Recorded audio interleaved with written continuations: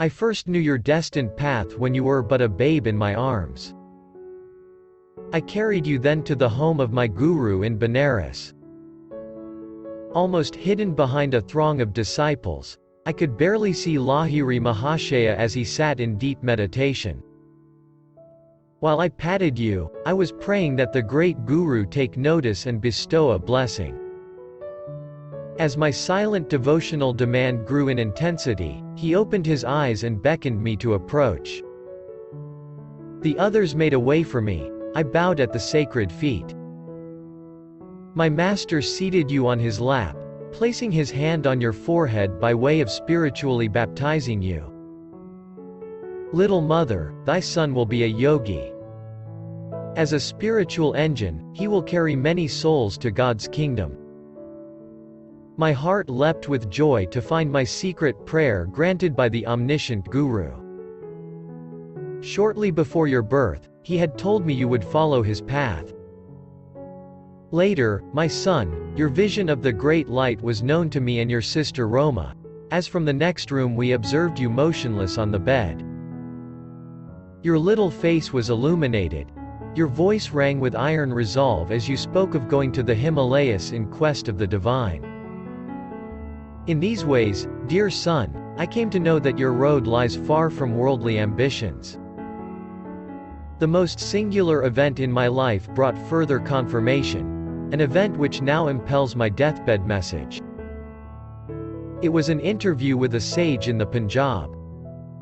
While our family was living in Lahore, one morning the servant came precipitately into my room. Mistress, a strange sadhu is here. He insists that he see the mother of Mukunda. These simple words struck a profound chord within me. I went at once to greet the visitor. Bowing at his feet, I sensed that before me was a true man of God.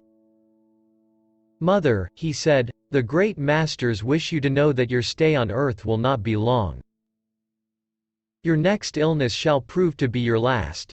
There was a silence, during which I felt no alarm but only a vibration of great peace. Finally he addressed me again. You are to be the custodian of a certain silver amulet. I will not give it to you today. To demonstrate the truth in my words, the talisman shall materialize in your hands tomorrow as you meditate. On your deathbed, you must instruct your eldest son Anantha to keep the amulet for 1 year and then to hand it over to your second son. Mukunda will understand the meaning of the talisman from the great ones.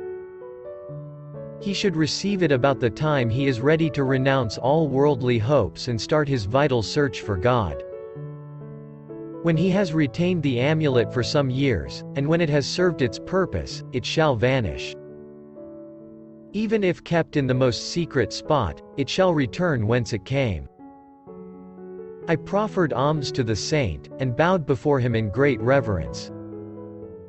Not taking the offering, he departed with a blessing. The next evening, as I sat with folded hands in meditation, a silver amulet materialized between my palms, even as the sadhu had promised. It made itself known by a cold, smooth touch. I have jealously guarded it for more than 2 years, and now leave it in Anantha's keeping. Do not grieve for me, as I shall have been ushered by my great Guru into the arms of the Infinite. Farewell, my child. The Cosmic Mother will protect you. A blaze of illumination came over me with possession of the amulet. Many dormant memories awakened. The talisman, round and anciently quaint, was covered with Sanskrit characters. I understood that it came from teachers of past lives, who were invisibly guiding my steps. A further significance there was, indeed, but one does not reveal fully the heart of an amulet.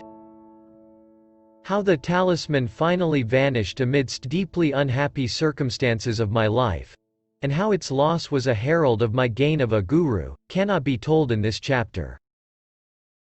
But the small boy, thwarted in his attempts to reach the Himalayas, daily traveled far on the wings of his amulet.